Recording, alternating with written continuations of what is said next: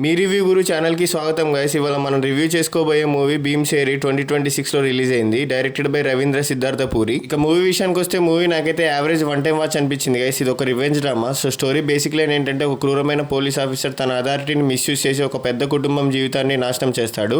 ఆ విషాదం నుండి బయటపడిన ఒక మహిళ న్యాయం కోసం మరియు ప్రతీకారం కోసం పోరాటం మొదలు పెడుతుంది.